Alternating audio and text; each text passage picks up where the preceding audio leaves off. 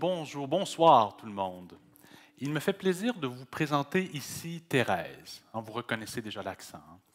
Alors Thérèse qui, jusqu'à 1 an, demeurait encore chez elle, entourée de ses enfants et de ses petits-enfants. Malheureusement, il y a 1 an, Thérèse a reçu un diagnostic, maladie d'Alzheimer.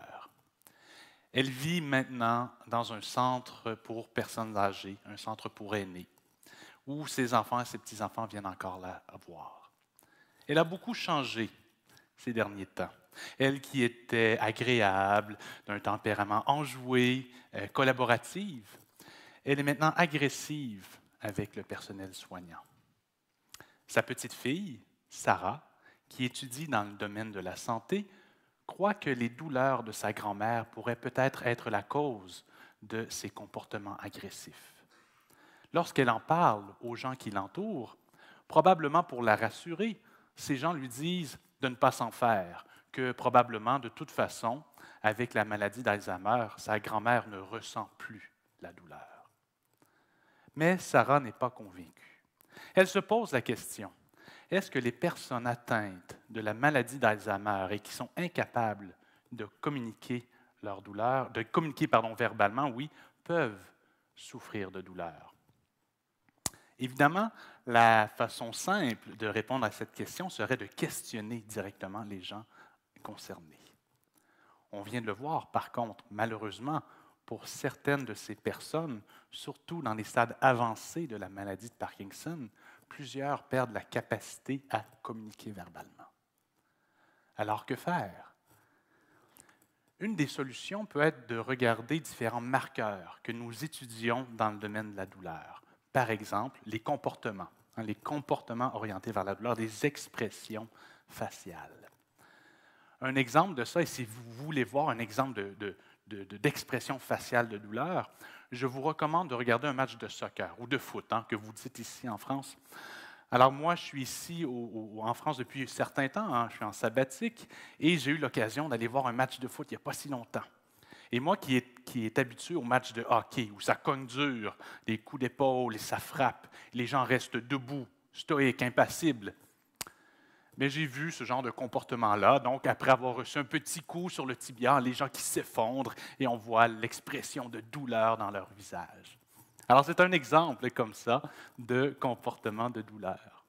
Et on peut étudier ça en laboratoire. Il y a même des grilles, des outils qui ont été conçus pour documenter ces expressions faciales, ces comportements de douleur. Alors, on peut faire ça avec les gens qui souffrent de la maladie d'Alzheimer, dans des cas où ces gens-là pourraient être dans des situations douloureuses. Ce qu'on peut faire également,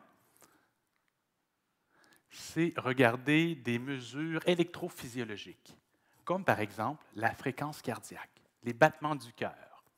On sait normalement qu'en présence de douleur, les battements cardiaques vont s'accélérer, notre fréquence cardiaque augmente.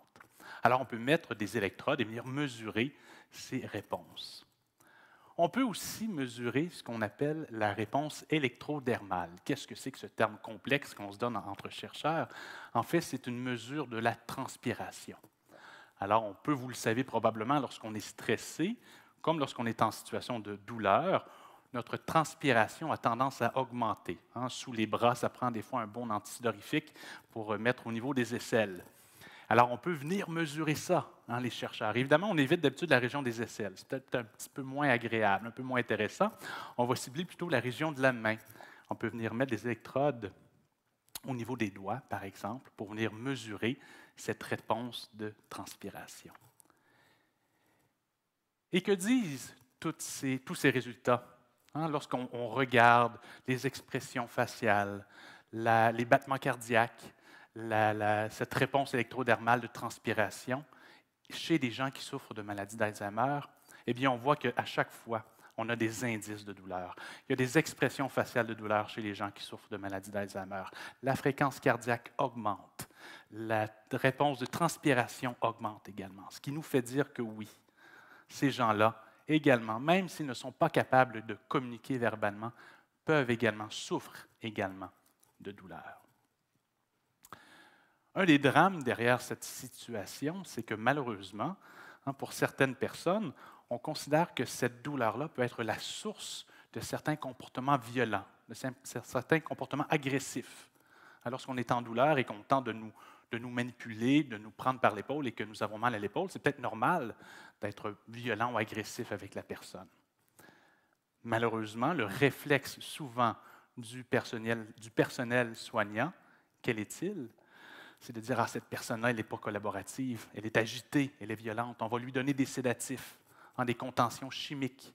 On peut même utiliser des contentions physiques. Encore aujourd'hui, ça se voit moins, mais ça se voit encore. On attache les gens à leur fauteuil pour éviter qu'ils soient violents, agressifs avec les gens qui les entourent.